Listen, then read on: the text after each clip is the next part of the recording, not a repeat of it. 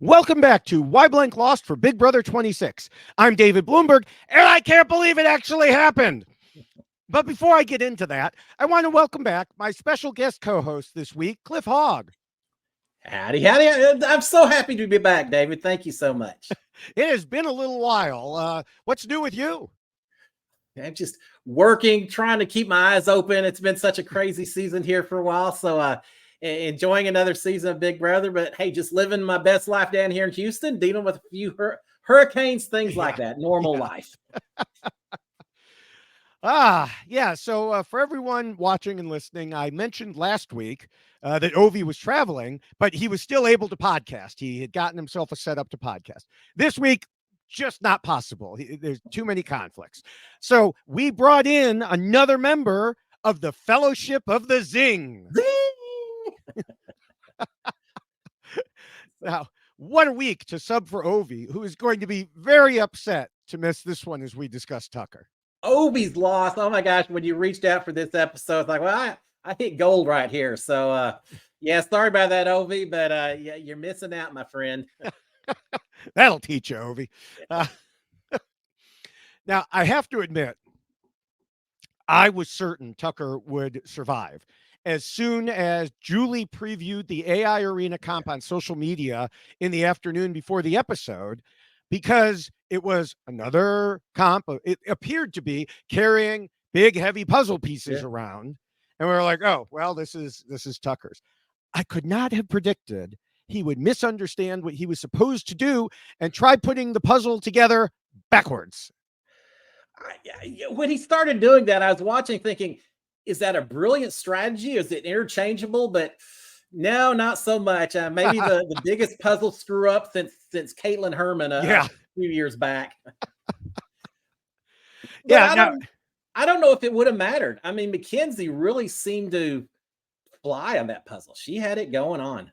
She did. And it's hard to say if it would have mattered because once again, in the comp, their camera job was so terrible. I mean, they had 3 screens for a while, but not for long. And but the problem is we don't know how he would have done because he was trying to get pieces to fit where they would not fit because they were backwards. And so it was like almost literally trying to put a square peg in a round hole, and so it's really hard to say how he would have done compared to her if he had done it right to begin with. I've got to say that, and I don't know what your thoughts or your opinions are, but this BBAI Arena has made these Thursday nights just that much more exciting because you come in not knowing who it is, and you get that for so many seasons, we know who's going out, or we have a pretty good guess. Suddenly now there's so many more variables getting thrown in because of this extra competition that I was on the seat of my couch just saying, oh my, he's messing up. What is going to happen now? So it was great. Yeah, I mean, we've talked about it some here, as far as people who regularly do a podcast the day after an eviction, not so great for us to have no clue which one's going because, I think I got maybe 4 hours of sleep last night. And, just trying to put all this together. I mean, Tucker had a lot more notes than most people, let's face it. But yeah, at other times, previous seasons, we would know, as early as Sunday or Monday who was going, and you could prepare things. Now, last season with Waffle Wednesdays, you never really knew for sure. And of course, I famously have mentioned that I had a whole set of podcast notes for why Jag lost, and then Matt saved him. So when I was sure he wasn't going to. So sometimes it'll bite you a little bit if you prepare too much. But from a pure viewing standpoint, yes, it is much more exciting, much more interesting. You're coming in, you think it might happen, you don't know what's going to happen. And this was a perfect example of that. Yeah, I loved it. Absolutely loved it. Now, as far as Tucker, the AI Arena rules were not the only ones that he didn't understand. We'll have to see which of my rules he also had problems with as we follow our usual path of comparing how he played against those rules, which I originally wrote 20 years ago in 2004 and have modified ever since. We will analyze his actions using what we saw on TV, live feeds, interviews, and other information. And of course, for anyone who wants to check them out, the most recent version is at robhasawebsite.com/bigbbrotherrules. Now, we usually have some other things to discuss about the week in general. I don't have too much this week, in part because so much of the week was Tucker related, Tucker centered.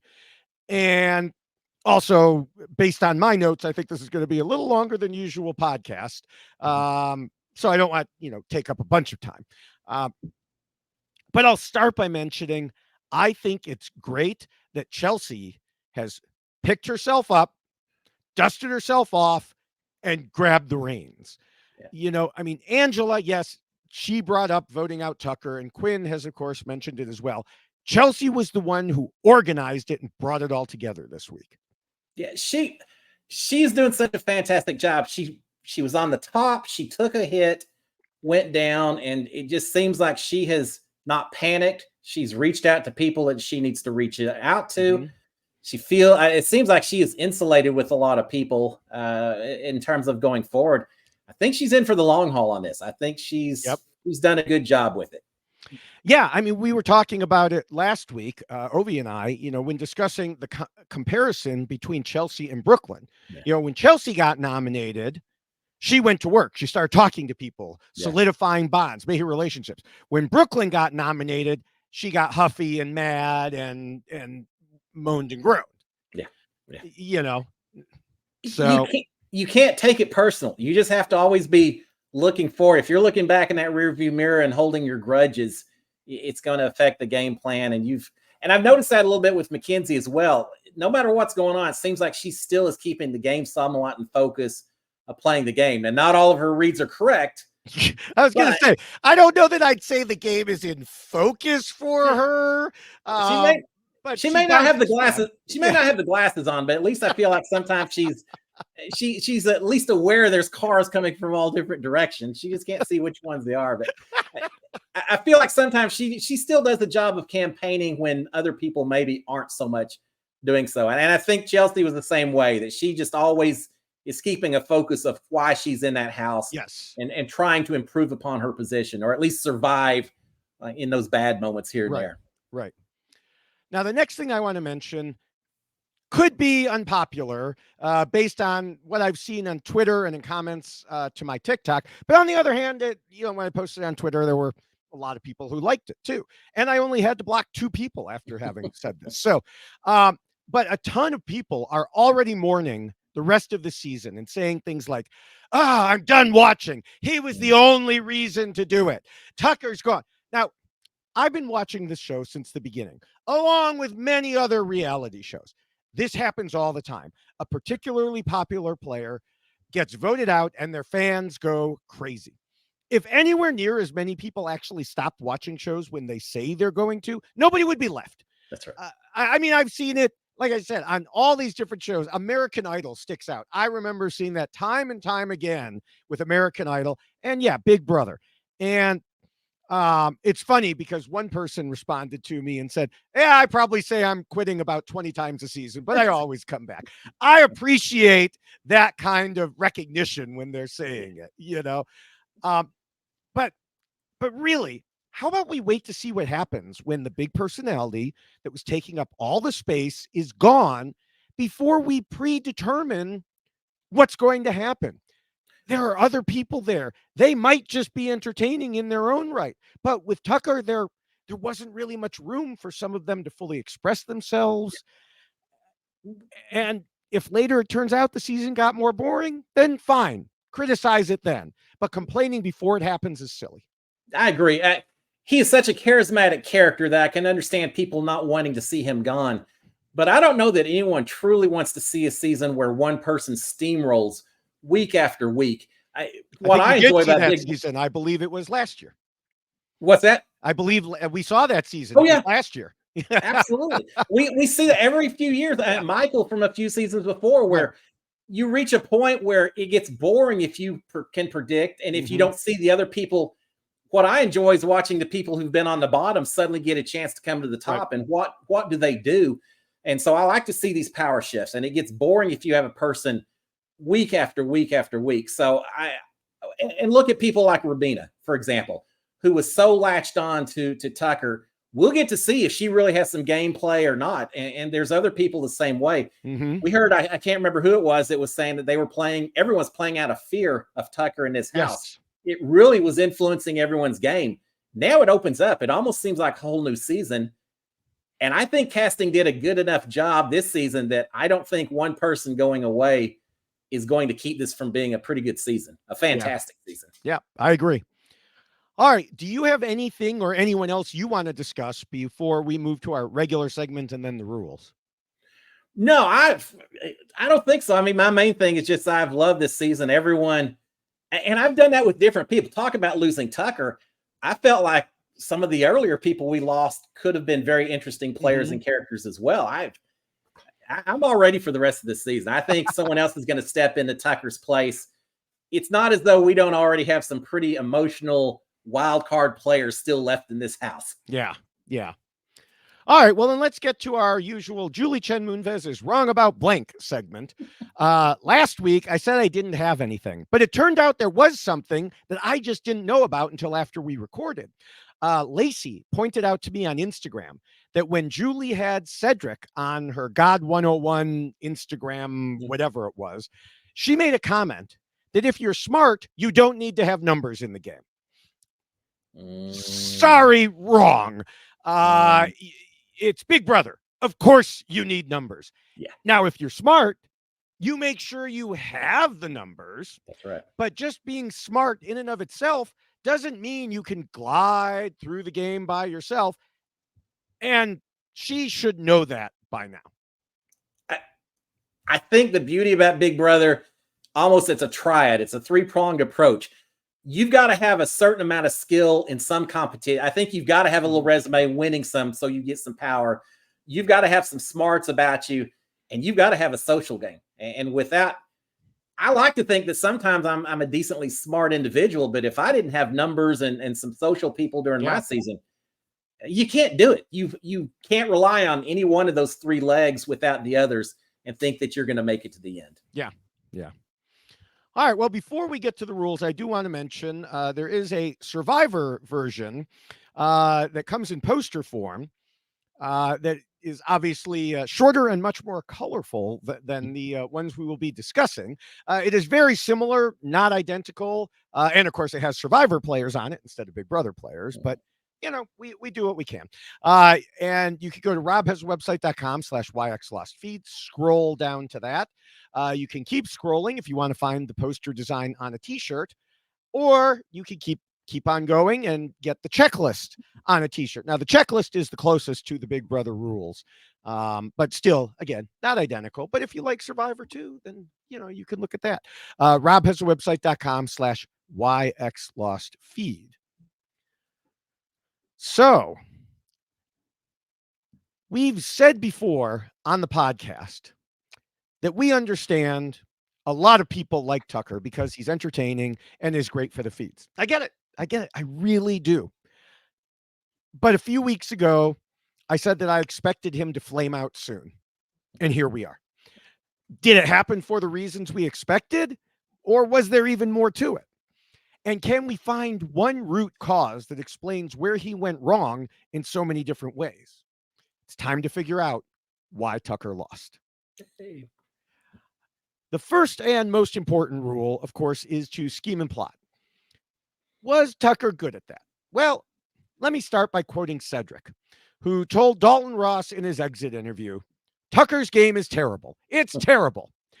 And it's not to dog him, but Tucker's game is terrible only because I think he's focusing too much on the competition aspect and the kind of cockiness, for lack of better words, aspect of I want to win all these challenges. But at the end of the day in Big Brother, what is there? There's always a back door. So he's going to excel until Ainsley's AI arena is gone. Yeah. And as soon as it's gone, he's going out in a veto like boom. And his game isn't long. He's not long for the game. Now, I know some people might be like, really? You're quoting a guy who was evicted before Tucker and say, you know, to say his game was terrible? Yeah, I am. Because no matter when he was voted out, Cedric's right. And I even pointed it out on Twitter at the time. The only thing he said that was wrong was the part about needing to wait until the AI arena was done. Yeah. Otherwise, he was pretty spot on in terms of Tucker focusing all his energy on winning comps. He even said it himself a few times. Once he basically said to Quinn, in terms of only feeling like he was, quote, playing when it involved comps. More recently, he told Leah on the live feeds, I'm not good at this game like that. I'm just good at effing competing. Yeah. And T-Core told someone else a few days ago, I think Tucker is a great player in the comps, but I don't think he's very strategic. Yeah.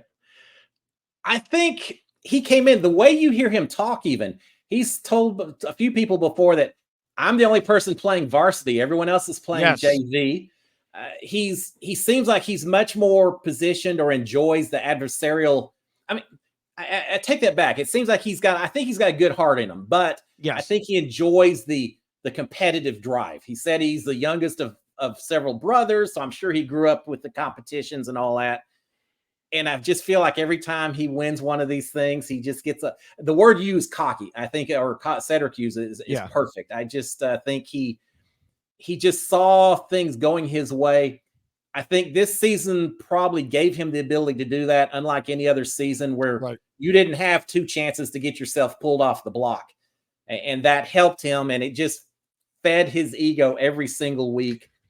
And it's a little bit like when you go to a sporting event and you watch the guy jump over onto the football field or the baseball field. He's running around and everyone in the stands is saying, wow, look at that guy. You kind of admire his courage, his fearlessness that he's out there. You may even start cheering for him every time he's dodging a security guard. But we all know how it's going to end up. And it's not going to end up well for the guy itself. And I feel like that was Tucker. From the week 1 or 2, I think most of us thought, he's not making it to the end with this strategy. He's got to either adapt or he's going to flame out at some point. I think Cedric probably had the right idea as well. And yeah, it happened maybe a little bit quicker than a lot of people even predicted. Yeah. Yeah. Near the end of Kenny's time in the game, he went up to Quinn and asked, why is nobody aligning with Tucker? And Quinn said, well, because Tucker's all over the place. And he said whatever was on his mind. And similarly, a couple weeks ago, T-Core said she was scared of Tucker because he'd do whatever the F he wants, and she didn't understand how he played the game. And I think Melissa said it well on this week's roundtable, that you never know when he is going to pull one of his crazy moves. Yeah. I would add that you also never know when he's going to get it into his head that you're against him for reasons completely outside the realm of reality, like he used his supposed body language reading on you, which I'll have more about later. But the point is, he was completely unpredictable, and that's hard to deal with in an ally. We spent a lot of time laughing at Angela and some of her outbursts and some of her emotional reactions to things, but I feel like Tucker kind of does the same thing. There were people who told them that Lisa did not have that power, but he was just so determined and so focused on, he's like a steam engine that you just can't get off the tracks once he gets going. and so, yeah, I feel like sometimes he was leading rather than working with other people. And eventually that creates issues of its own. Yeah. All right, well, we can move to the second rule, which says not to scheme and plot too much and to keep your scheming secret. Tucker had multiple problems here as well. When Cedric was evicted, I thought I made it pretty clear when I yelled, don't volunteer to go on the block. But I guess Tucker didn't hear me inside the house, or he didn't notice what happened to Cedric, even though he believed he was the one who caused it. I mean, Cedric himself replied to one of my tweets a couple days ago about Tucker volunteering. Yeah. And, sure, Tucker had second thoughts about it and he didn't feel good afterwards, but it was too late by then. He had already volunteered, and T-Core was more than happy to take him up on the offer. Sure. And you could tell by his body language, he didn't want to volunteer at all. I feel like his attitude was starting to change. If he could have survived another week or two, could he have changed up a little bit and not been so aggressive in his play? Maybe not, because it's Tucker, but yeah, I do feel like he was starting to see a little bit more of a threat to his gameplay, and he volunteered for T-Core only because he said that he had volunteered for everyone else, and it was this sense of duty and responsibility or whatever. you got to leave that to the side sometimes when you're in that house. He knew Yeah. that was wrong to do. And he just was so egotistical, cocky about his abilities that he thought he could beat even what was maybe a bad decision on his part in volunteering. Yeah, I'll have more thoughts about that in the fourth rule, which kind of gives you a hint as to what I'm thinking about it. You know, part of the way he acted was, of course, his overconfidence in his comp abilities. And until this week, I'm sure someone would have written in to say it wasn't overconfidence, it was just confidence. But now we have proof to the contrary. He had volunteered before and it was fine. So he thought he could keep getting away with it. Plus, we'll talk more about him being bored again when we get to the fourth rule. But that also helped cause him to make unnecessary and risky moves. Like he told Joseph at one point, I'm not afraid to play this game. Everyone else seemed like they're effing afraid to play this game. I'm here to play some Big Brother and make some Big Brother moves. Except they often weren't Big Brother moves. They were just overplaying for the sake of doing something. I think that's worth talking about here in a second as well. The boredom aspect. But I just think this season was positioned well for him in the beginning with some of these offers. And I just think he likes being the center of attention. And sometimes that leads to wanting to take on more than you need to take on in order to prove yourself up to other people. Yeah. And I know he's talked about in some of the live feeds and all that. He's been a bully at times. He was bullied at times. And I just feel like he's an actor. I just think that he's one of those guys that just likes to have the universe around him. And what better way to do that than to make sure that you're participating in everything that's taking place in that house. Yeah. And that leads to, he also overplayed in other ways. T-Core noted to Chemo that it was funny to her that Tucker ranted about people having all these final twos, but she knew he had also tried to form multiples of them, which takes us nicely to what happened with Angela, because she had that type of deal with him, although he now said on interviews that he never had a final two with her, which is interesting because he was reassuring her on the live feeds. But anyway, she turned back against him because she felt he was lying to her. And as she told T-Core, he claims to be a man of his word, but, quote, he's given his word to so many people. And I think that's the key, because other people have asked, well, where did he lie? And he's even claimed, I tried to play without lying. No, you lied, and you lied plenty. There was a video I posted from the live feeds, a clip, just yesterday as we're recording this, where Joseph was trying to convince him, like, hey, I want to tell Quinn that we're voting out Mackenzie, not Angela, because I don't want to leave him hanging like this. And Tucker's like, well, I don't think you should. And Joseph says, well, I don't want to lie. And Tucker says, so just tell him one thing and do another. And Joseph's like, that's lying. That's right. Well, there was a whole argument between Angela and Tucker earlier in the week about, is it lying? Is omission of information lying? Because he hadn't mentioned that Quinn had ratted out Angela, I think, and blamed it on Mackenzie. I don't know. Sometimes you get into semantics and it doesn't really matter at this point in time. But I think it's interesting that Tucker, at the very start of the season, Matt was making fun of that. Everyone's saying Tucker's not doing alliances with anyone. He is by himself. Right. Matt was saying, yeah, I'm the only guy he's tried to do a final two with. He kind of made fun of Tucker for even doing a final two with him. And now, if you had asked me yesterday, who was Tucker going to take to the final two? Is it Angela? Is it Joseph? Is it Rubina? He had so many people that, and I don't know if he knew for certain or not either. Oh, I'm sure he didn't, because he kept insisting he would separate like Rubina from game, and we'll get into that too. Yeah, but, I just feel like he was, and I don't know if it's just because he, again, is just such an empathetic individual in some ways that he wanted to be close to everyone in that house and just wasn't able to selectively focus on some people more than others, because he just had his hands involved with everything. And so I definitely think there's a lot of overplay in some of that was going on. Yeah. And what you said about, did he lie? Was it a lie? Was it a lie of omission?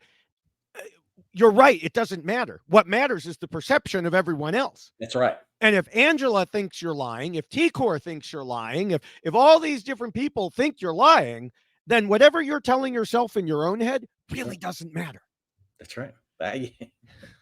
He was very hung up on that. I think Yes. sometimes in this game, you have to accept people lie, people deceive. That's the nature of the game. Sometimes that actually works to your advantage if you're able to recognize the lie and carry that on for somewhere further in the game. To call someone out anytime you see it and think that you're somehow above that level, I think is a dangerous way to try to survive in the game of Big Brother. Yeah. Now, of course, the primary thing that pushed Angela over the edge was the topic I just referenced a second ago. We all knew, well, I say we of course knew, but the people in the house were increasingly talking about his showmance with Rubina. Yeah. We know forming any kind of an obvious duo in Big Brother is failing to keep your scheming secret, and the showmance is the clearest form of that. And while I wouldn't by any means say this was the primary reason Tucker was voted out, I do think it helped seal the deal at the end, because, they denied their showmance for a while, but that wasn't going to last. People were already suspicious. And then Leah started talking about how Rubina and Tucker were holding hands under the blanket last week. And then Leah also made Rubina's bed that night, and it was never slept in, and she was telling people about that. And it only went downhill when Leah discovered the box of condoms in the HOH room that had been opened while Tucker was HOH. So it wasn't just hand-holding. Yeah. I laugh when they talk about hand-holding, and I think about my season and all the showmances during season 21. A whole hell of a lot more than hand-holding taking place that I was having to deal with back then. Can you still see a stool without yeah, Nicole and I talked about just throwing that stool out over the back fence at one point in time. That was a the America's favorite maybe should have been that stool, I think, or America's least favorite. Yeah. I think the emotion, I don't know. I just think it changed Tucker. Maybe it took his focus off the game a little bit, or just beyond that, it just made it so obvious that to other people, as you mentioned a little while ago, perception, whether he truly was hooked in more with her because of that, or he was willing to cut her loose. If other people think that you've got your ride or die at this point in time, whether it's a showmance or just a tight connection or whatever, it affects you. And I just don't think it's just a dangerous game to play. And he made it more dangerous because although that information was kind of slowly making its way through the house, he blew it up using the AI instigator. He blew it up on himself. Now, he thought it would allow them to be out in the open, and it did, but that was not a good thing. And then it got so out in the open that there was a big scene. It'll probably never make it to TV at this point. It might, I guess. But on Thursday's live feeds, when everyone did a countdown to Tucker and Rubina coming out of a room with him carrying her and them kissing, and Rubina was crying, and both were saying they didn't want a showmance, but it happens. And, Tucker even said he knew it could be detrimental to their games, but they didn't really care, and hoped the other players would all see game and relationship separately. No, Tucker, that was never going to happen, at least not the way he was thinking. And, shortly after that, Cam, Mackenzie, and Chelsea talked about how they still wanted to target him despite that emotional moment. Yeah. In that house, I mean, you can say whatever you want about it not affecting, but people in there are looking for any reason whatsoever to throw the other people under the bus. And if you can point to an emotional attachment that is going to create a bond that you don't think you or other people will ever be able to break, well, then that's just perfect ammunition to make it happen. And I've got to say, there was a part of me that was glad to see them finally reveal it, because I was getting so tired of Rubina's conversations with T-Core and Kima about, oh my gosh, is it, is it hurting me? Do I do it? Do I don't do it? Pull the trigger if you're going to do it, I suppose, because I was tired of the conversations, but it didn't help, because even afterwards, because he had his hands in so many pots, there was still that concern from Rubina about, is it real, or is this just another gameplay from Tucker's standpoint, which I don't think it was from him. But yeah, that emotional stuff, it's hard enough to play this game much less play it while you're trying to worry about someone else in their position in the game as well. Yeah. And, going to what you said about how, Tucker could say, or anyone could say, oh, let's keep it separate and everything. He apparently still didn't see that people were not thinking of it that way, because he told Dalton Ross, in terms of the showman stigma, I think that we had a group of people in there that really did adore our relationship. And as much as they said they wouldn't use it against us, we weren't going to allow them to use it against us. And yet here we are. Yeah. Well, that's where Tucker still maybe hasn't realized that there's a lot more people in that house making decisions other than just Tucker and Rubina at the end of the day. And you can say you're going to break that first in curse, that you're not going to let emotion showmances affect your game and all that. You've got to deal with 15 different personalities and characteristics when you get in there. And some people are going to look at the emotions and look at Angela. I mean, Angela is a very emotional player. She sees two other people that are emotionally bonding with each other. And so, of course, she's going to perceive that more so than someone as strategic as some of the other people in that house in the way it's handled. Yeah. Yeah. I do want to say, I wish them the best in real life, but this was Big Brother, and Tucker already had a lot of attention on himself, and this made it even worse. Can you imagine, just a little side, the fact he's gone? We don't know. I mean, I don't think he's going to be jury. This surely doesn't sound like that if he's doing all the interviews and all that. Right. As far as the next person out is, we don't know, but I assume right now the likelihood is Rubina is going to be in that house or somewhere for a long period of time away from Tucker. I just feel like she's going to spend the next 45 days doing what she did for the past week of, oh my gosh, was this real? Was he playing me? She may just be a complete train wreck by the time she gets through at the end of the season, wondering what type of Tucker may be waiting for her on finale night. Yeah. Hopefully she can put it aside and play. We'll see. We'll see. All right. Well, the third rule talks about the need to be flexible. And watching Tucker was certainly a roller coaster with his ups and downs, changes in opinions about other players. But does that make him flexible? How do you think he did here? I think he was flexible in people he was working with, but I don't think his gameplay was necessarily a flexible gameplay. He spent a lot of time calling out people and going after people and then trying to mend the fence, so to speak, as he went after the next target. He was like, he's like the Romans. Go in, conquer the local civilization, pacify them, and then you move on to your next target, and you assume those people you left behind are your best buddies afterwards. And it just doesn't work like that. So, yes, I think he was flexible in that he was willing to look at new targets based on who he felt like had offended him most recently and all of that. But I don't think his gameplay shifted from the very beginning of Big Brother, when you kind of have a lot of people that you can target, no one's going to be so upset, to now that we're getting in the mid game where you're starting to see relationships develop and you have to handle the game a little bit differently. And I'm not sure he handled it any differently now than he did 4 weeks ago. Yeah. Yeah, I think a lot of Tucker in this rule can be summed up from what he told Rubina this week. I'm not going to change who I am to keep playing this game. Even if it gets me kicked out, I'm not going to change.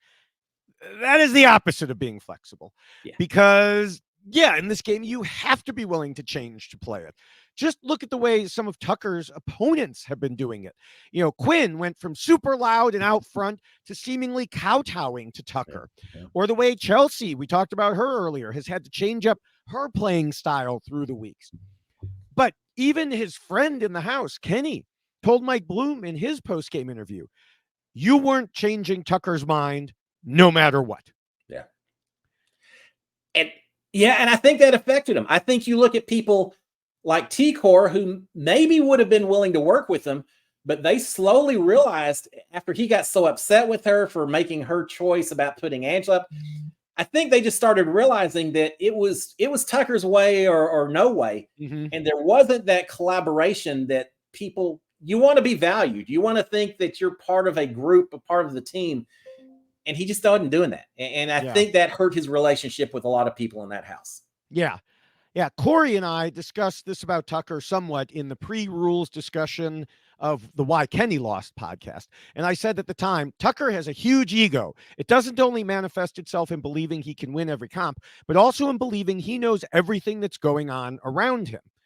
And, that was especially prevalent that week with him trying to take over Cedric's HOH. Yeah. And then we saw it again this week when he tried to take over T-Core's HOH. All through Wednesday's episode, he whined and complained that she didn't nominate Leah to replace Cam the way he wanted her to. He thought she should do it because he had volunteered to go on the block and he gave her $5,000 in the veto comp. All about him. But sorry, no. We already discussed that he shouldn't have volunteered. I would add he shouldn't have given her the money. It's his own fault. This is a game for $750,000. She's not changing her plans for $5,000. Yeah. But he made assumptions because he believed he knew where he stood, or where she stood rather, and what was best for her, just like he assumed he knew what Cedric was doing in his own alliances when he got upset at Cedric for not caving into him and nominating Quinn. But it was just a small favor he wanted from T-Core, just a very small favor. Of picking who goes up as a renom. That's a huge favor.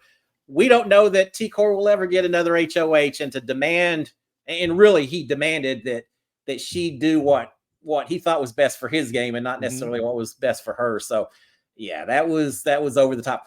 As far as that whole competition, I know I've heard people say before, I don't want the money because it's going to put a target on me and things like that. But boy, to give away $5,000 is, and I wonder with Tucker, I think he just wanted the punishment. I just think he wanted to be the center of attention. I think that was part of it. He hasn't voiced this, but I wonder if part of it was he knew he was the instigator and people were voting on how much money to give him. Yeah. And this act of kindness on TV might encourage more people to want to give him 20,000. Like I said, he never voiced that, so I don't know. That's just a supposition on my part. But going back to Tucker himself, Tucker never made suppositions. He knew.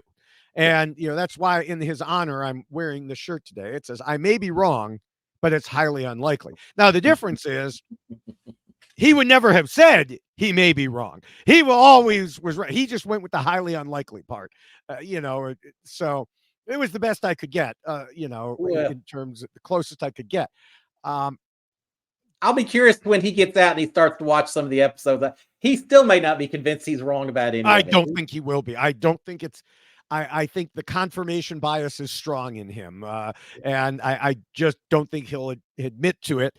It's something a lot of people suffer from. But going back to another issue with that, just because I want to get this Kenny quote in here, Cedric, going back to that, told Tucker they didn't have the votes to take out Quinn, and Tucker wouldn't listen. And at that time, afterwards, Kenny told Mike Bloom, you could have told him there was actually 0 votes in the House for it, and Tucker wouldn't have changed his mind. And of course, that wasn't the only time. Narrowing it down to just a few select examples was difficult. And, because when he was sure he was right and wasn't, it just happened over and over again. So a few samples here. Tucker thought from the beginning of the week when Cedric volunteered to go on the block that Tucker had the votes to evict him. Now, yes, it ended up with Cedric's eviction, but that had almost nothing to do with Tucker. It was because of T-Core and Chemo. Okay. And, it was funny because Tucker had acknowledged to other people that everyone was gunning for him, and yet somehow he still thought he had sway in the House to get out Cedric. This turned into one of those situations where he was coincidentally right at the end, but again, had almost nothing to do with him. Another situation was when Tucker insisted on the live feeds, because this never made it to TV, that he knew Quinn could not renominate after the veto with his deep fake HOH power.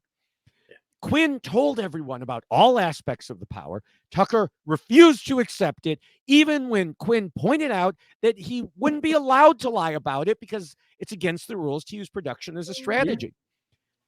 As usual, he was sure he knew everything, and he was wrong. Tucker owes me several hours of sleep because I watch these live feeds and hear him making some of these proclamations.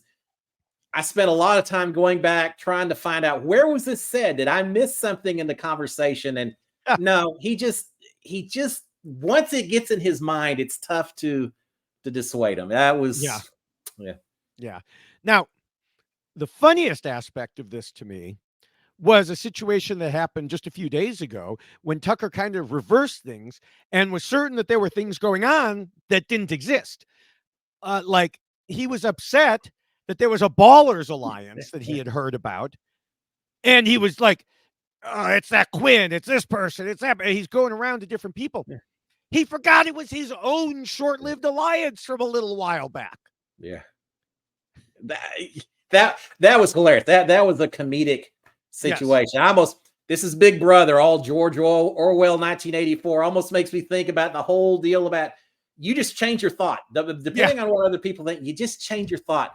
When he started talking about the Ballers and did not remember that it was Cedric and Kenny and Cam and him, and just completely slipped his mind, and and he was so convinced. So there was a lot of paranoia taking place in that house last week, and Tucker certainly wasn't above that as well. Yeah.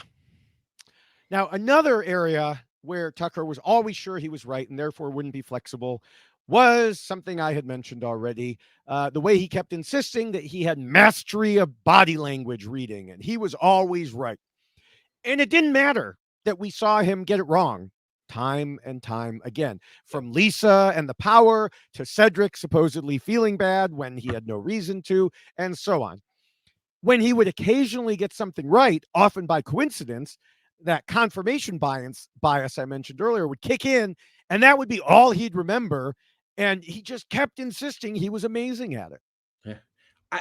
I felt so sorry. And I think you mentioned Lisa, and I think about that one where no matter what she did, he would say, "Oh, I saw you turn your head," or "I saw you swallow." Mm-hmm. No matter what she did, somehow his CIA training and body language reading and whatever showed that she was lying, to the point maybe he ought to be a police detective or something, because I feel like she was just a quivering mess by the end of that conversation, because she couldn't move at all without being accused of lying, and just more intimidation from Tucker, a different kind of intimidation. Yeah. Yeah, we see a lot of that on the Traders. I don't know if you watch the Traders. Yeah. And, we see a lot of people go in there and they'll be like, you paused for 1.5 microseconds. Therefore, you must be a traitor, or you did that and you did that. And it's like, no, stop it. Occasionally you can catch something. Yeah. But it's rare. And in the grand scheme of things, it's wrong. So anyway, we can move on. I love people that come into this game thinking they can just read everyone. Angela does the same thing. She thinks that you can read everyone, and you can't do it. And there's just, no one's that good, I don't think. Well, maybe Derek Levasseur and a few others, but I don't think you can do it. Even actual body language experts, I question them. I used to believe it, but even those folks, I question, how scientific is this really, and somehow they always manage to cast world-class liars in the game of Big Brother. So yes. Makes it a little tough. Yeah. All right. Well, the fourth rule says players should not let their emotions control them. I don't think we'll have anything to talk about here, but Tucker was like 99% emotion in the game, whether it was, as you mentioned earlier, revving himself up to go after someone or wanting to quit this week, which TV viewers never saw. So many of his actions were emotionally driven.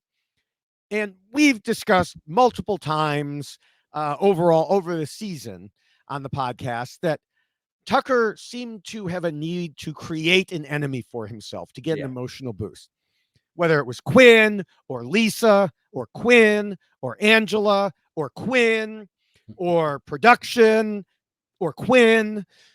He would find reasons to get mad and use that to push himself. Yeah. Now, as a motivational tool, it sometimes worked. The problem is when he was making decisions emotionally, he often pushed logic and facts aside, like what we were just talking about with Lisa. He was sure she had the secret power. And then you mentioned earlier, found out from others that she didn't, and he just brushed it off. Yeah. Now, admittedly, there were a lot of reasons to target her anyway, so that didn't necessarily do it, but still, it didn't change him in any way. But also the situation we discussed where he wanted Cedric to nominate Quinn. He was so emotionally invested in it that he just wouldn't listen when Cedric told him the votes weren't there. And it's funny because sometimes Tucker would try to deny that emotional drive that he had. I know he would come up to people. He came up to Angela before and said, "I still love you. It's just a game." And he was saying the words that some people truly can compartmentalize the game and the emotion, but I don't think he could do that. He talked at one point about, as a kid, how much it hurt him to be accused of lying about some things that he didn't lie about. And I feel like he's carried that over even to now in the way he handles other people. And just this, we heard it over again, this truth or lying, and him calling people out whenever he saw it, just feeling like he just had to stand up for the people who were lying against him or against people that particular week he felt aligned with. Maybe it changed the next week. Yeah. I think he just almost felt like he had this duty to somehow avenge people. And there was a lot of emotion built into that he carried with him. Well, yeah, exactly. I just think he would react emotionally without taking the time to think things through.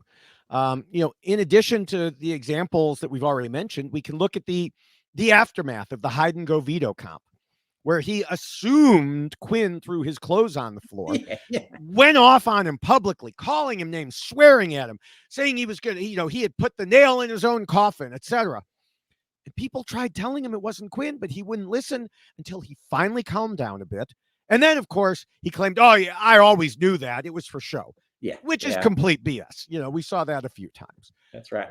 And it's funny because, that was hilarious. And I saw him talk to Quinn. "Oh, yeah, just playing it up for all that." I know there was one, I don't remember what the conversation was between him and Cam, and he was upset about something. And Cam, who certainly doesn't seem to be playing with a whole lot of emotion or any other motivations, perhaps, but he told him, said, "Look, just take a breath. Just take a moment and gather yourself." And Tucker couldn't do that. He was just 100 miles a minute trying to get this stuff handled and addressed and calling out people. And Cam warned him, and he just couldn't get into his brain to even do that. Yeah, I mean, he would also react emotionally and without thinking in other ways. We saw when he volunteered to be the nominee this time. Yeah. Frankly, Tucker's reasons for doing so just plain sucked from a game perspective. And sorry, Tucker fans, but it's true. It was all emotion. And you alluded to this earlier because he told Mike Bloom, "I wanted to be a gentleman, and I offered it to two people that I was not in an alliance with. So I'm in an alliance with her. She has the most contagious, joyous, celebratory happiness. You can't not feel warm in your heart. So I know how hard that HOH can be. I know that she's a very empathetic person, and I just wanted to offer it so she knew she had that comfort padding if she needed it." All of that is very nice, very heartwarming, but terrible in the game. Yeah. So, and when you're HOH, it's okay if you feel a little uncomfortable, if you have to make some tough decisions. You're a person in power. I never felt too sorry for the HOHs during my season. They'll be okay. You got to worry a little bit more, Tucker, than the person in charge of that week. Yeah. So future players who may be listening or watching here, even if your intention is good, let me just say again, don't volunteer to go on the block. Never, ever, no matter how guaranteed it is. Now, another problem that we also alluded to earlier was that Tucker got bored easily in the house.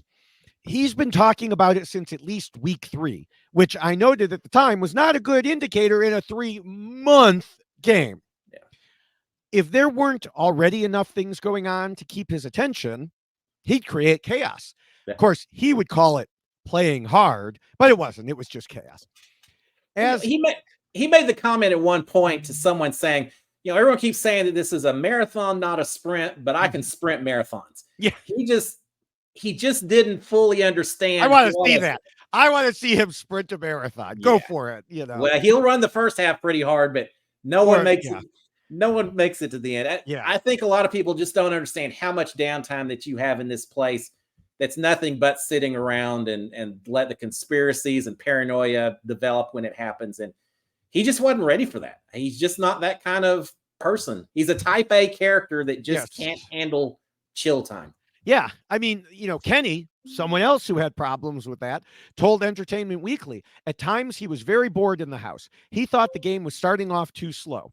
And, we talked in the second rule about him saying he was there to play some Big Brother and make Big Brother moves, but was actually overplaying. And that was mostly because of boredom. Yeah. Another example of this was when Tucker kept saying he used the veto on Angela instead of himself, quote, for Cedric. No, he didn't do it for Cedric. He did it because he was bored and wanted some excitement. It had nothing to do with Cedric. But while Tucker got antsy, people like Chelsea are in the background correctly noting, like you said, this is a long game. Yeah.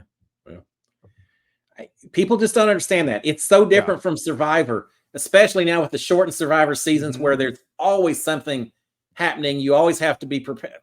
Big Brother, you sit there for a long time and just have to deal with thoughts that you shouldn't be having to deal with. It's just a different game. Yeah. Now, I want to reiterate that Tucker's boredom often caused him to do things that TV and especially live feed viewers found entertaining. And it was. But just kind of a, late in the podcast reminder here, we're we're here to discuss how Tucker's actions affected his game, not our viewing. That's right. And Tucker's not the only person that's ever done this. Right. We've had a lot of Big Brother players throughout the season who have played too hard, too fast. We've had a lot of those. Oh, yeah. But I think because some parts of Tucker can be so charismatic that people sometimes have been willing to overlook some of the gameplay because he's just a fun person to watch. Right. I always cheer for the underdogs, and I caught myself continually cheering for Tucker a lot this season. And so if he wasn't the person he was, I think a lot of people would have turned on Tucker and some of his gameplay several weeks ago. It's because of the person he is that I think he has so much support right now. And so game playing doesn't say anything about him as a person in some ways. Some things he just wasn't quite there, but I think he's just a charismatic guy, and that carried him a lot. It just doesn't carry you all the way through. Yeah. Now, of course, still talking about, not letting your emotions control you. There was another facet to Tucker's emotional game, and that was his showmance with Rubina. We discussed the strategic implications of it in the second rule, but we'd be remiss not to mention it here as well, because both he and Rubina said multiple times that they tried not to do it, but they just couldn't stop themselves, which is kind of the opposite of what this rule says. And look, I'm no Scrooge. I couldn't think of anyone else that, is against love, but, love is great. And as I said earlier, I wish them the best outside the house, but it affected the way he was playing. A good example is the AI instigator issue that we talked about. He did that because from an emotional standpoint, he wanted people to know so they didn't have to keep it a secret. Yeah. But that pushed away other players, and it upset Rubina herself because it just was not thought out from a logical perspective. Yeah.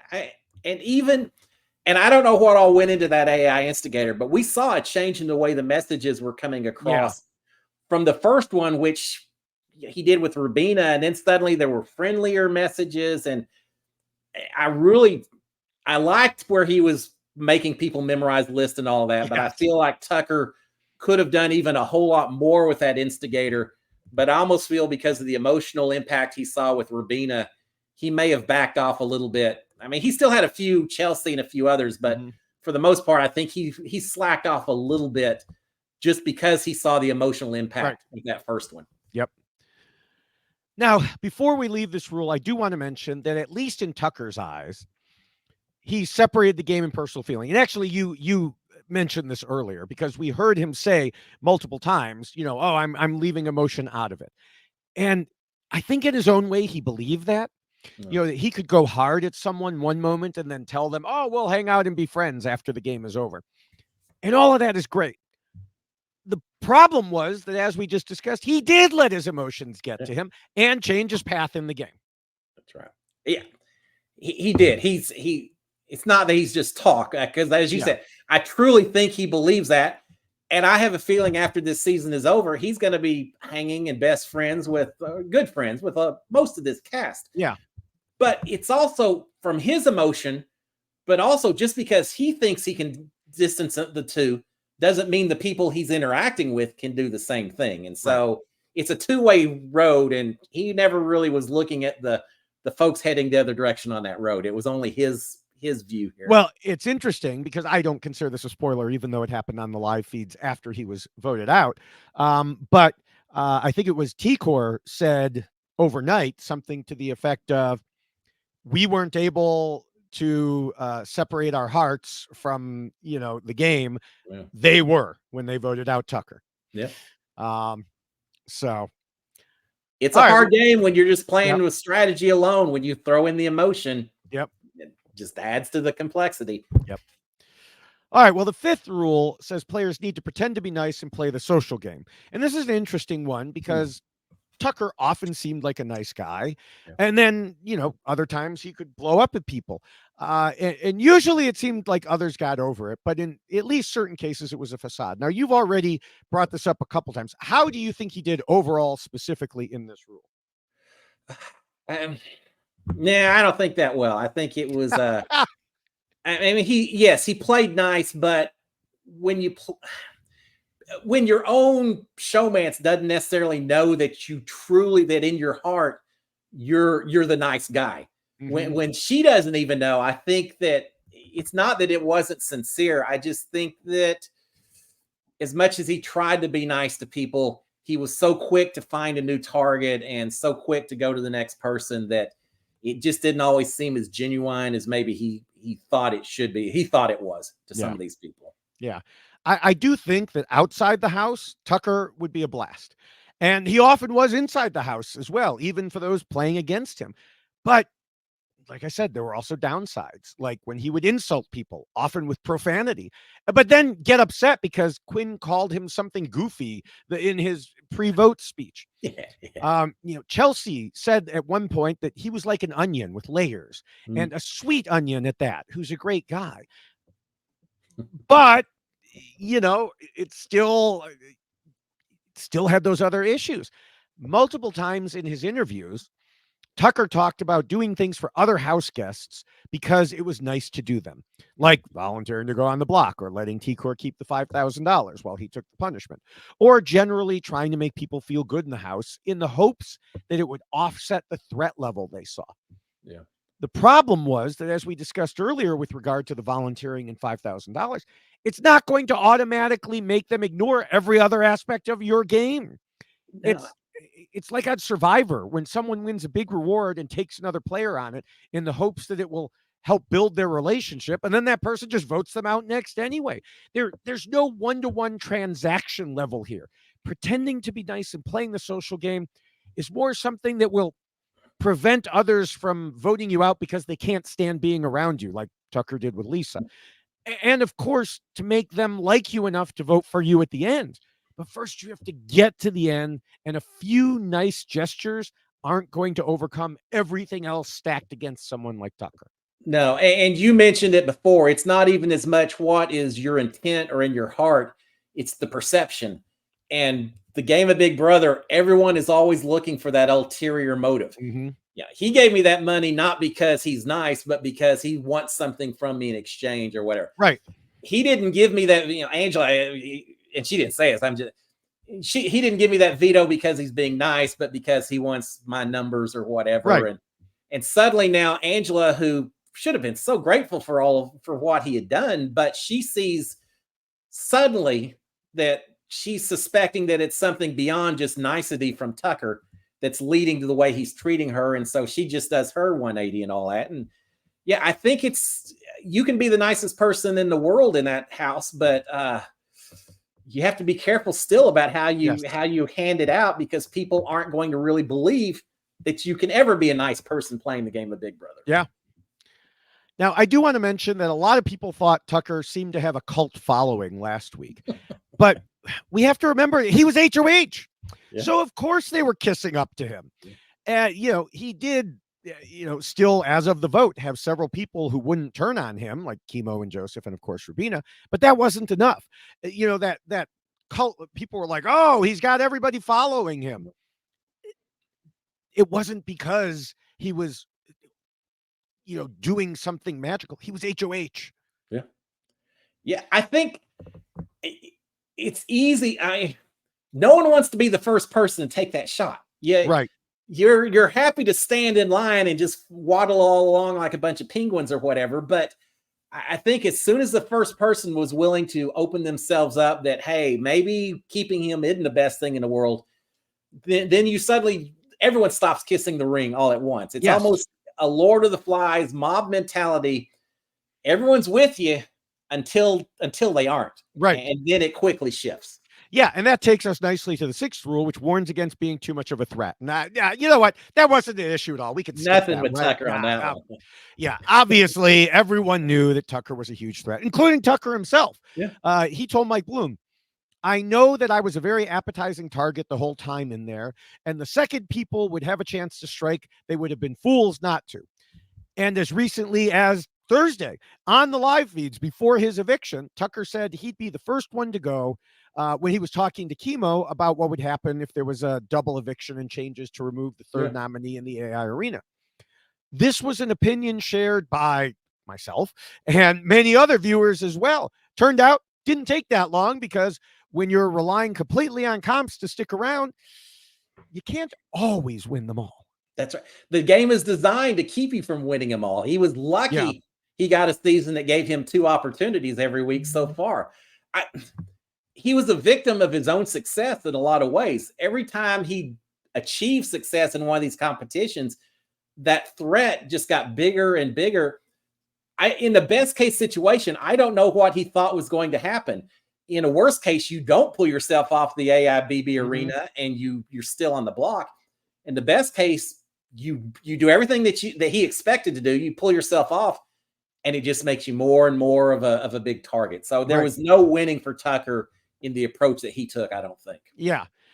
And, you mentioned already, but I want to specifically, credit those who voted him out, especially Chelsea, for being willing to quietly plan this. Because one thing about the AI arena is it doesn't just mean the planned target could win their way off the block. It also means that a challenge beast like Tucker could essentially put a stop to his name even being discussed, because people worried he'd win the arena and find out they talked about him and thus become his target. And, earlier I said I was certain Tucker would survive once I saw the AI arena setup. But even before that, I wasn't even sure he'd be evicted if he lost, because it's just been so hard for other players to even contemplate it out in the open. So again, props to Chelsea and others for making the quiet moves that were necessary to prepare for this scenario. And I'll give them credit as well, because we as viewers know that there is not a battle back, but they don't know inside the house what necessarily is going on. And I feel as much, especially me personally, as much as I really liked that I had a battle back my particular season, I do think in some ways it stifles some of the big moves in the early game, because of a fear that in the best possible situation, we may vote Tucker out and he may be back next week and he will be back with the vendetta against some of us. So for them to go ahead and take the chance while they did, I think it shows some pretty good strategy on their point and a little bit of risk taking that I really respect and admire. Yeah. Yeah, and you, of course, are well known for, after coming back in, having such a vendetta and becoming such a mean and evil person, It's all about flexibility and adaptability, right? Now, going back to Tucker, he made a cliche mistake early in the game. He kept talking about how you should take out the biggest threats early on without recognizing that he was basically telling everyone else to take him out. Right. If you're a strong competitor, the last thing you should be promoting is the idea of getting out strong competitors. He should have been pushing the idea of getting out the quiet people, those he called floaters. Yeah. And sometimes he did mention it, but not nearly often enough. In fact, he usually complained that people were being too passive. No, don't complain about it. Target them. Say, oh, all of us, us strong people should get together and target those. Don't say you want to take out the competitors, because then they're like, well, who's the biggest competitor here? Well, and I think he was aware of that. He talked about the fact that he didn't really want Cam to go home because he saw Cam as potentially another comp beast that could create some distraction from Tucker. And so maybe create a little bit of a shield for him and all that. So I think to some degree, he understood the fact that you don't necessarily want them all out, but he just couldn't get around seeing these people who he saw, and maybe seeing people that were most similar to him that he wanted out. He sees himself as this comp beast. So he wants to get out everyone else who is similar to him so he doesn't have to worry about them. So he's got his skill set that's going to excel over everyone else. Maybe it comes back even early in the season. He and Leah were the two chefs. Well, get her out because I want to be the only game in town. And so even logically, it makes sense that you don't get out the other comp. You don't make that suggestion and have people latched onto it. Internally and emotionally, I think it's still, he wants to be the guy. He wants to be the man, and that means you get out anyone else who may be somewhat similar to him. Yeah.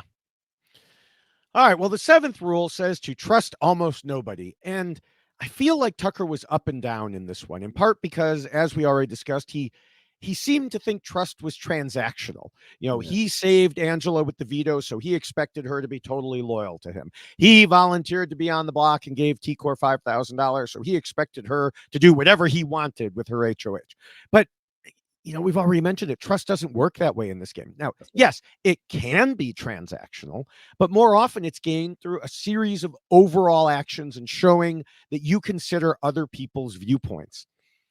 But as we talked about earlier, he wasn't good at that. That's why he kept getting bitten by people doing things he didn't want, because he also did things they didn't want at other times. And let's face it, when you make yourself the biggest target in the game, it's hard to trust just about anyone to keep you around, if they know what they're doing.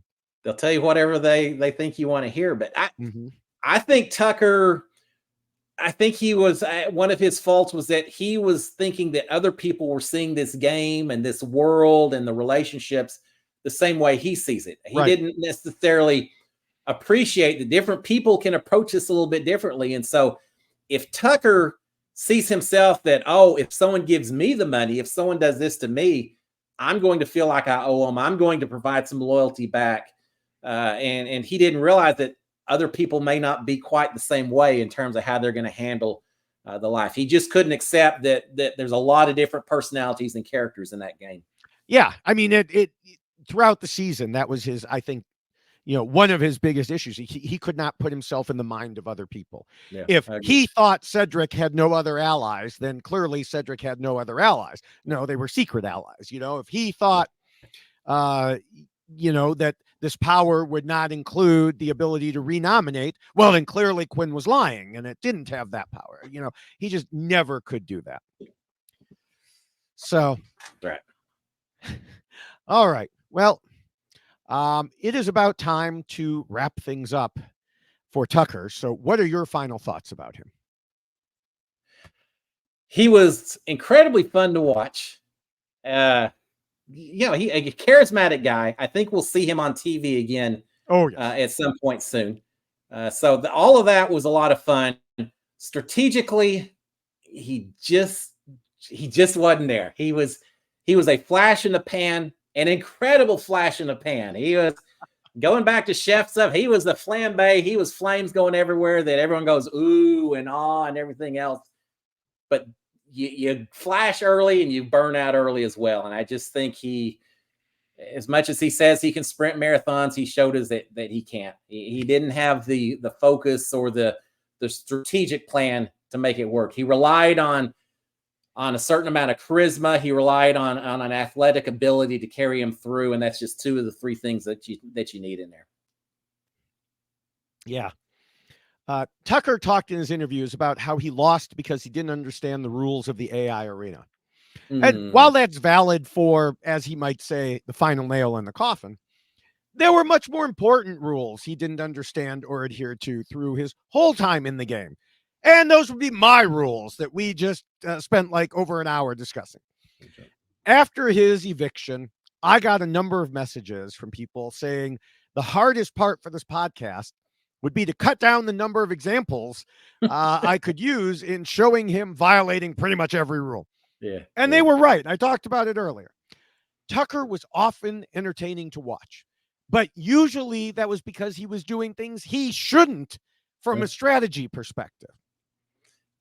Tucker told Rubina this week that he saw this game, like you mentioned earlier, as himself playing varsity with JV kids. And that was part of the problem. He thought he was amazing and everyone else was terrible because he only saw the Big Brother world through his own viewpoint and refused to consider anyone else's. As we discussed in the third rule, he refused to change in order to play the game. Well, those supposedly JV kids were willing to change and do what they needed because they understand the game better than he does. A perfect example was a discussion on the live feeds a little while ago when T-Core mentioned to Rubina that Tucker could have laid low and beasted the comps out at the end. And Rubina responded, like Jag. And T-Core agreed. But then Rubina noted that Jag was more emotionally regulated. Yeah. Yes, this is Rubina saying this, his showmance. I mean, it was before they were officially recognized, but she was still close to him and recognized that huge flaw in his game. Yeah. And so many of Tucker's other issues stemmed from this one. He made emotional decisions, sometimes because he was upset, sometimes because he was just bored. That led him to overplay dramatically, refuse to rein himself in or change anything for the game. He outed his own showmance and so on. Earlier, I said that Tucker was like 99% emotion in the game. And now I would add that also caused about 99% of his problems in making himself a target. And that is why Tucker lost. I think that's spot on. I'm amazed that you're saying he's still saying it was because of that puzzle. Now, that puzzle may have accelerated the process just a little bit. But right. As BBAI Arena went away, I don't think Tucker is able to change. I think it was only a question of time. This game is not designed to let someone run the table.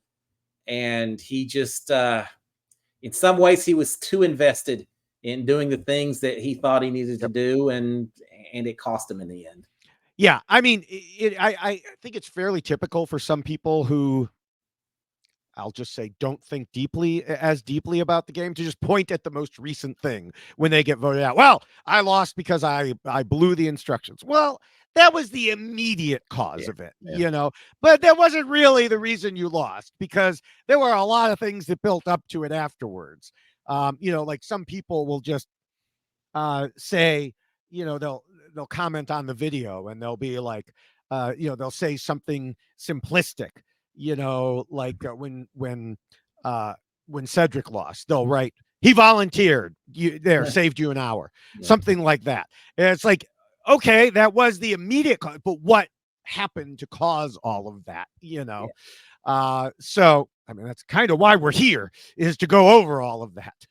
Well, getting back to the whole sprinting the marathon, the puzzle piece may have been Tucker stumbling a little bit, but the issue was the fact that he was not pacing himself at the very beginning, and he was running to show off to the other people instead of, because it was important to him to show off to the other people instead of keeping the focus on what do I need to do to get to the very end. Yeah.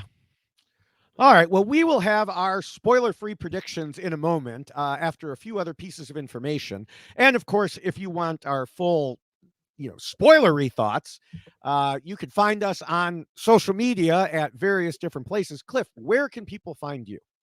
I'm on Instagram and Twitter, Cliff.Hogg on Instagram, Cliff_Hogg on Twitter.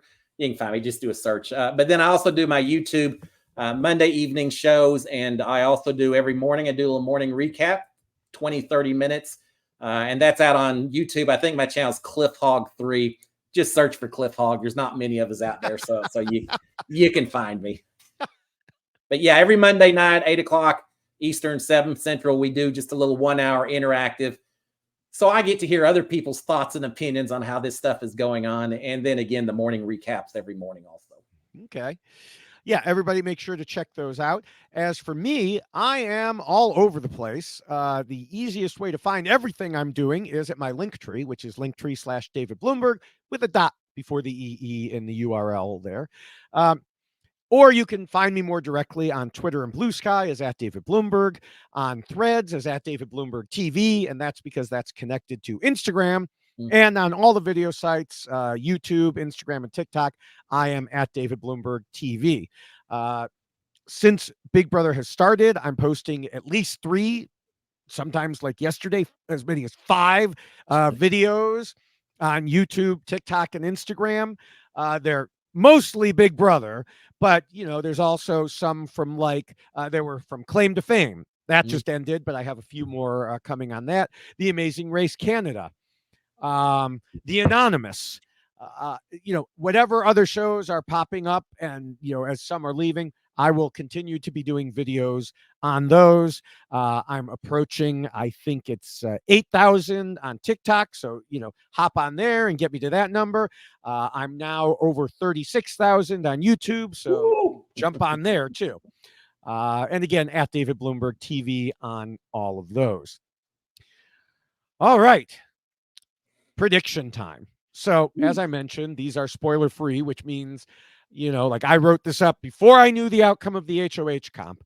Now, it's already hard enough to predict what will happen in this house.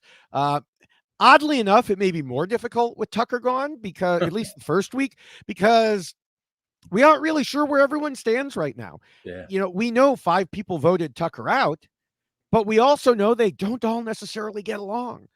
Like, Quinn believes Leah is with him, but we know differently, at least on the live feeds. The show hasn't told us that. Yeah. I'm not sure Leah really wants to work with Mackenzie. Plus, we don't know how T-Core and Chemo will feel about Quinn doing to them what they did to him a couple weeks ago. It seems to me that Joseph, Angela, and Rubina might seem like easy targets. I think Rubina will be fine without Tucker. Maybe better. Joseph will probably be protected from eviction by Quinn. Yep. Angela will almost certainly be nominated by whoever wins HOH. So I'm going to go ahead and predict someone like Quinn or Chelsea or Cam wins HOH and at least tries to keep the momentum going. In addition to Angela, I do think Joseph could end up on the block, along with maybe Chemo. And in the end, I think they'll finally send out Angela. We're pretty close on that. I was thinking about last week's HOH that T-Core won. It was a standing in a booth type situation. So I'm going to make the assumption that we could have something that's a little more physical this week, which makes me think that maybe you could be looking at a Cam or a Mackenzie or a Quinn, someone that has shown that they can actually handle some of these competitions. So I maybe think one of them. As far as who goes up, as you said, it seems like Angela is a slam dunk. If Leah wins HOH, she may protect Angela, but I don't see anyone else. And Leah only will do it if she thinks that the house would be okay with it, I think. But I think Angela goes up. The one I may vary a little bit from is Mackenzie. I feel like she's almost reached a point where she is just right there about the point of being that perpetual pawn that would be easy to put up. She's a lone wolf, which also at this point in the game means that you're probably not going to really offend anyone else if you put her up there. If she goes, great. If she doesn't go, well, at least it filled in one of these 3 spots. So I could see her going up as well. And then that third spot, I think it just depends on who wins this HOH and which direction they go. You're right. There's so many variables. The small group, Quinn, Joseph, I feel like he is pretty insulated with a lot of people. But there's also a lot of people saying they don't really trust Joseph. So It's kind of a dichotomy with him. So I'm not really sure about that third person.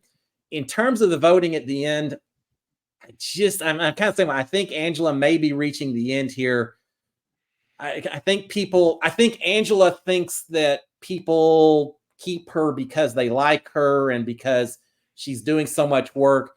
I think it's really just that there's bigger targets out there, and she's slowly running out of those bigger targets. And I think people probably are at the end of it. I do wonder, Angela, this whole thing started off with Angela saying, oh, we've got to get Tucker out, blew up the house and all of that. Tucker's gone. Is she going to take on and claim a certain ownership that it was all her that started the ball rolling? And would that lead her to maybe consider even doing this again, even though it was so dangerous? I don't know, but she may not have the chance, because I could easily see Angela heading out this week. because I just don't. Tucker was maybe her biggest fan. I don't think there's anyone left in there except maybe Leah who would care if she stays. They probably would prefer to see her gone. Yeah. I do want to say I thought it was funny when she gave her speech and she was like, we have connected. Every one of us have connected on a personal level. If you've connected that well with someone, you don't have to tell them that you've connected that well with them. And she begged a lot in that speech. I don't think you ever win people over by saying, I really want to be here. Everyone wants to be here. You got to figure out how you can help their game. Yeah. And I don't think Angela's figured out how she can help anyone's game. Someone said that before they all shuffled off into that room after the AI arena, she was going around saying, I really want to be here. I really want to be here. And I can't remember who it was. I believe it was a woman said to her, well, yes, everyone wants to be, or, we know both of you want to be here. We understand that, Unless you're Kenny. Other than that, everyone wants to be here. All right. Well, as we wrap up, I want to encourage people to check out the RHAP patron program at robhasawebsite.com/patron. There's a number of patron-only podcasts for Big Brother, like The Slop, where you get the juicy side of Big Brother. You can't make that public. Only the patrons hear that. Plus other perks like Facebook groups and Discord. And, of course, you help support shows like this one and everything on the network by becoming a patron at robhasawebsite.com/patron. Make sure you're subscribed to all of the RHAP podcasts by going to our YX Lost feed page, or subscribe directly to the RHAP Big Brother feed at robhasawebsite.com/Big Brother. You'll find a lot of great content, like, of course, the daily live feed updates, Big Brother Stock Watch, and more. Also, we want to thank Scott St. Pierre and Jessica Sterling and the whole RHAP and Reality TV Wrap-Ups behind the scenes team for all the work they do, editing and posting and everything else. We appreciate all the stuff that goes on behind the scenes. And of course, thanks to you, Cliff, for joining me here again. I know it was a long time coming between visits. I enjoyed it. It was a lot of fun. We will make it shorter next time. And, I'm sure I'll be down in your vicinity in the perhaps not too distant future. So we'll try to make our schedules work to get together then, even if it's not on video here, Yeah, come on down. We may spend hours talking Big Brother. Yeah. We will have some fun. Now, for everyone else, Ovi will be back next week, and we'll see if he has any follow-up thoughts, and we will also see what a post-Tucker world looks like. Brave new world. Yes. So, any other parting thoughts for you? Now, thank you for having me on. It was such a fun episode. I really am loving this season. I think they've done a good job. Some seasons, the twist irritate me a little bit, not so much this season. We'll see what the rest of the last half carries with us, but I've had a blast watching it, and I love talking Big Brother. So thank you for bringing me in here. Sure, absolutely. Thank you again. Everybody else, we'll see you in a week. Bye. SKD 143. Cheers, guys.